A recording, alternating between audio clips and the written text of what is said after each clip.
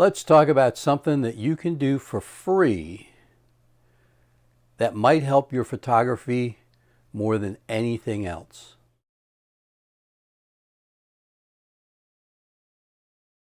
Hey, welcome to another video. In this one, I'd like to talk about something you can do for free that you have on your computer, or likely have on your computer right now,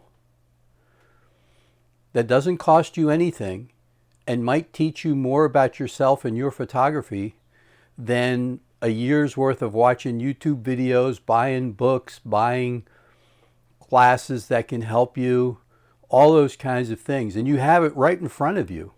And what is it? It's your own photographs.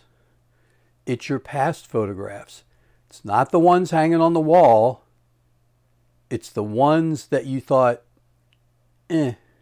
I don't want to hang them on the wall. They're not good enough.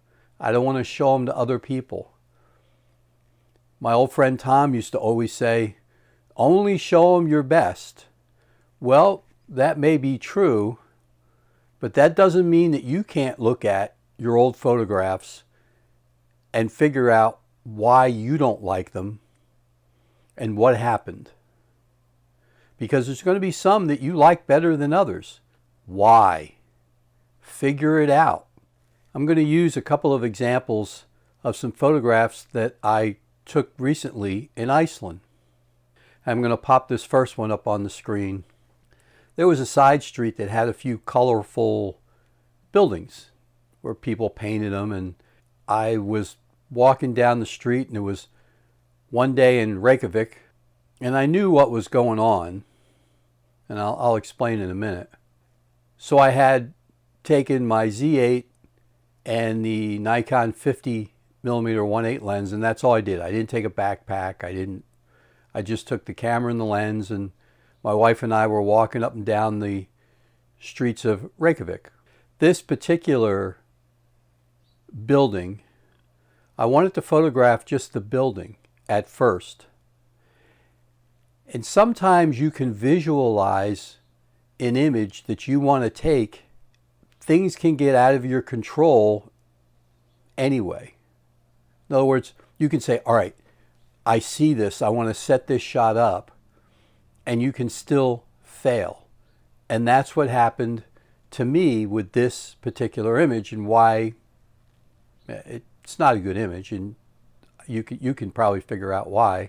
But look at, on the left side, you've got the red building, you've got the green bicycle. It's just probably a little too much clutter on the left-hand side. My composition really wasn't the best. And I had time to set it up, and that's the thing. Keep this in mind. I had time to do this. Also, it was on a hill. And if I were to actually process this, this is a raw image. This was right out of camera. I didn't do anything to this image yet. But I could crop it and I could rotate it so that can't necessarily say the horizon, but the line at the top of the building would be straight. Right now it's crooked because of the fact it was on a hill.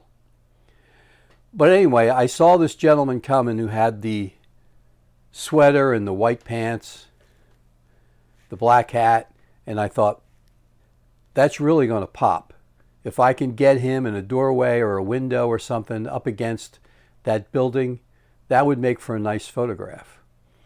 And so what I was doing was I was only paying attention to my right-hand side of him walking up the hill.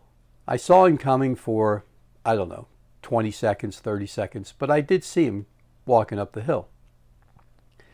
And I visualized trying to put him maybe in that doorway or in a window, but I was only watching him. I didn't get my composition right. I had time and I didn't do it. I also wasn't paying any attention to the other two guys who were coming from my left. I never saw them.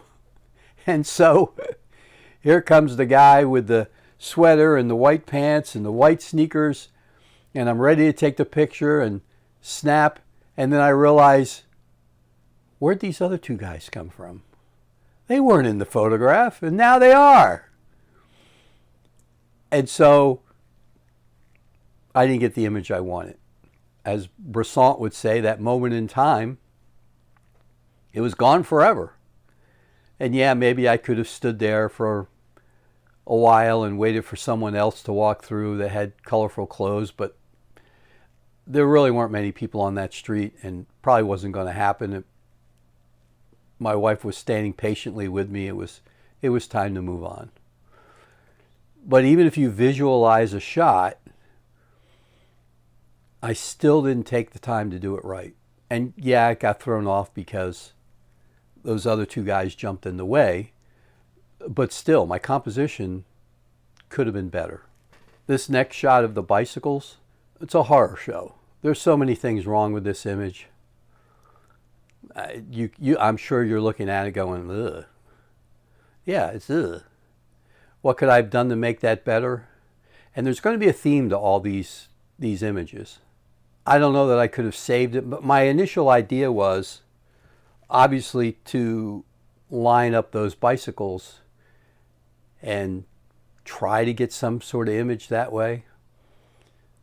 Well, if I had taken maybe another minute and just walked around to the front of the bicycles and maybe tried to take more of a shot of one of the logos on the bike, or maybe the bike, because obviously the waterway is right there, maybe the bike's in front of the inlet.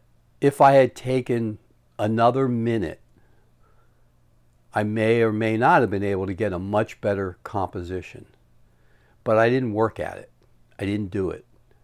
And so therefore, this image was a total failure. This next image of Kirkefell, I want to make a point about something first. You can't go into these things with regrets. And what I mean was, when I went to Iceland, my wife and I, we had a great time. I loved being there.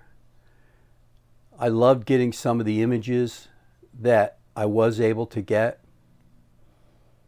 And we really enjoyed our time. Can't say enough about the experience that we had when we went there. To come home and say, I have regrets, would be wrong. However, with this image, I could have done a whole lot better. And I know why I didn't. We had already been at that location for, I don't know, 45 minutes, an hour. It was cold. We both had to use the little boys and ladies' room, and there were none around there, which if you watch one of my Iceland videos, I'll tell you there's not a lot of facilities in Iceland. That's one of the things that we didn't enjoy about it.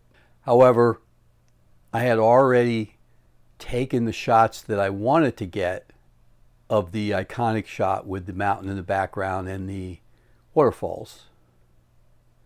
This one was one that I knew existed because I had seen other people take this image.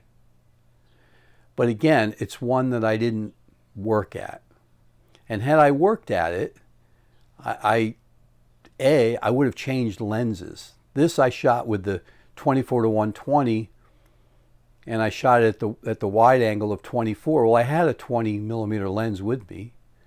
I just didn't take the time to change the lens. I didn't take the time to put it on a tripod. I didn't take time to work the composition to maybe get it lower and have the rock in front be more of the subject than the mountain in the background. Possibly I could have put a 10-stop filter on it and flattened out that water even more and brought out that sky and done a high contrast black and white. But I didn't take the time to do it. I was rushing. I had my reasons. The point being that it's, as much as I enjoyed my time in Iceland, it's highly unlikely I'm ever going to be back in that same location. Even if I go back to Iceland, which I may or may not do, it's highly unlikely I will go back to that particular location. That was the one time in my life I could take that image, and I failed. One last image. This here is one of the famous waterfalls in Iceland. I tried to get there towards the end of the day. Most of the tourist buses will have already come and gone. And they did. There was still one bus that had come in while we were there. And what happens is a lot of people congregate in front of the waterfall.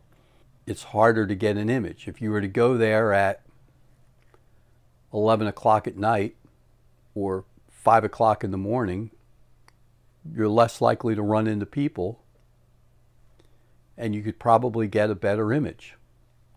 We were passing by there at a certain time, and I had planned on coming back a second time on the way back, but the weather had changed, and it didn't allow for it. Whereas we had one day where we were pretty well locked down inside of our hotel, and by then I was pretty worn out anyway from a lot of the driving and the week of going around Iceland, that I just didn't go back and do it. So I had this one shot at it, which is another thing. You can't always think that you're going to be able to go back and get the image. For whatever reason, it may or may not be there. The weather can change. You don't know what's going to happen. A lot of times you have one shot at it. And that was my one opportunity. Now I want you to look at that image.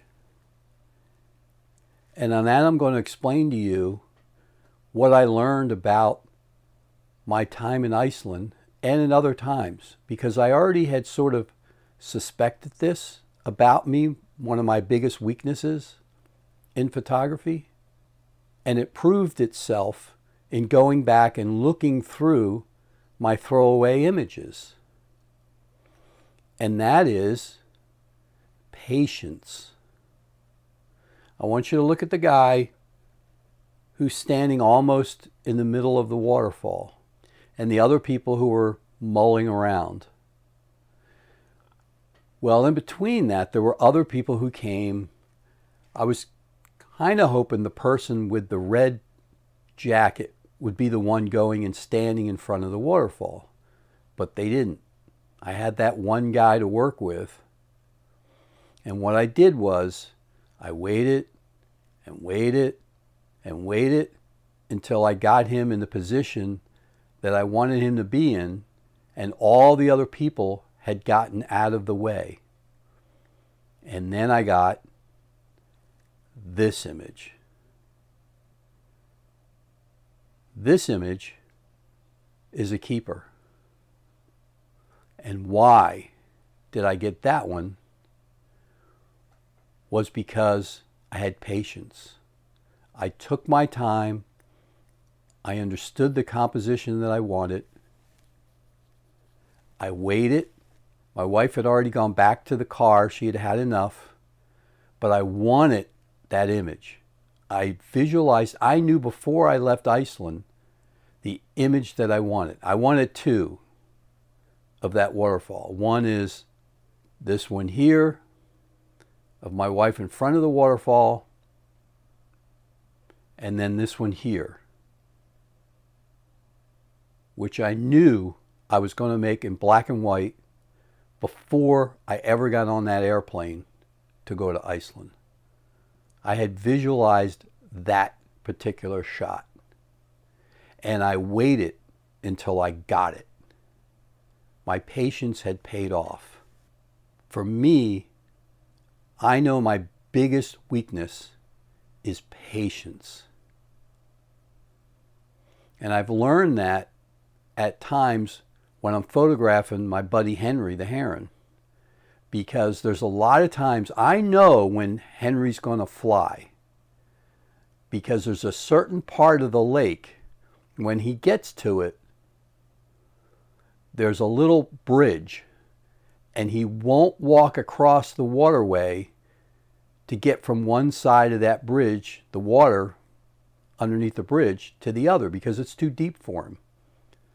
So I know he's going to take off and he's going to fly from one side to the other.